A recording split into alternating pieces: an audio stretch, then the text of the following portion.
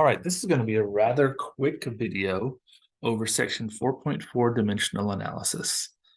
I'm going to start the first example and show you kind of where the trick comes from that we use, right? But we're just going to do this where we convert from 75 miles per hour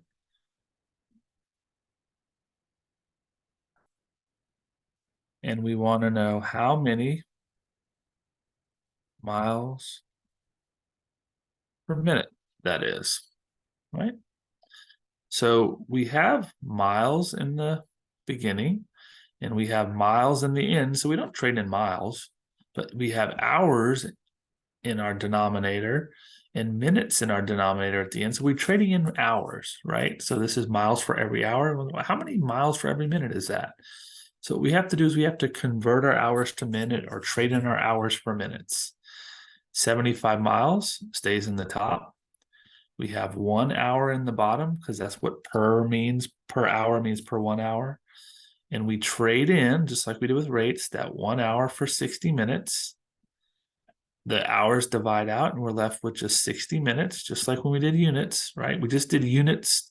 We just did, rates. We just did rates in the denominator. And we get 75 miles over 60 minutes. And 75 divided by 60 is 1.2 miles per minute.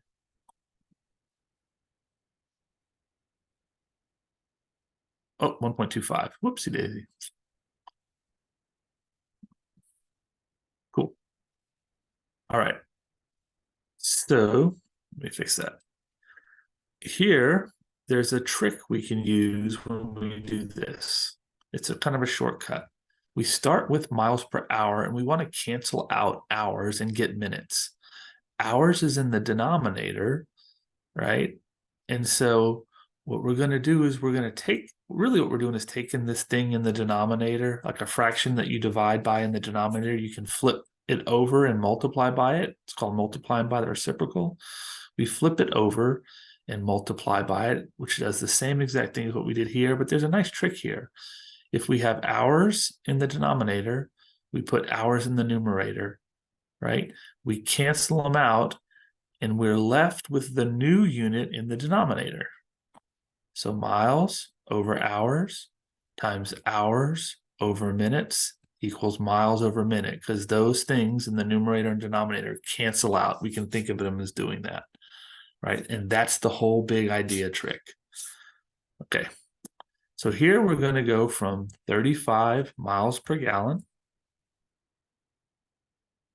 All right, let me get rid of that slasher. And we want to know how many kilometers per liter is that, right? So I have miles and gallons. I want kilometers and liters. So first I'm going to take care of miles. 1 mile is 1.61 kilometers. You just look that up on the internet or in your book and get that trade-in numbers, get those trade-in numbers. Miles is in the top, so we put miles in the bottom. Miles cancels out and just leaves us with kilometers in the top.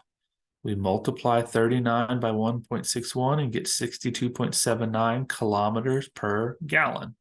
We canceled out the miles, exchanged them, traded them in for kilometers, but we still have gallons. We want liters, so we got to get rid of gallons now. So we go down here, we have gallons in the denominator. We're going to trade in gallons for liters. 1 gallon is 3.785 liters.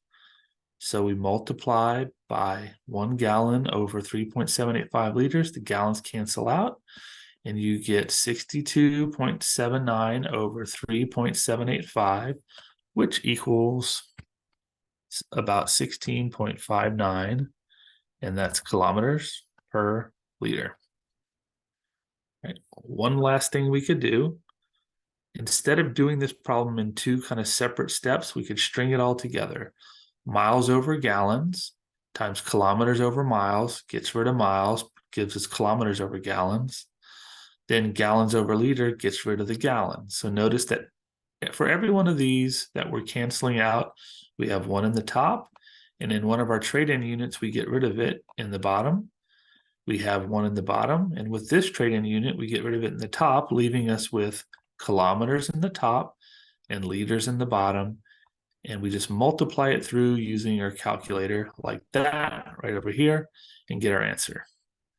That is what dimensional analysis is. It's a really nice trick for doing trade-in rates where you have more complicated units in both the top and bottom, in the numerator and the denominator, like miles per hour, miles per gallon, feet per second, pounds per square inch, all those kind of things, right? See, what would density be? Like kilograms per liter or something. There's all sorts of measures where it kind of connects two different kinds of units, right? Distance over time, time that you get from a volume of fuel, right? So, some of these units can be a little more complicated, and we can still use these same trade-in tricks to do it. Okay. All right, that's the end of my video.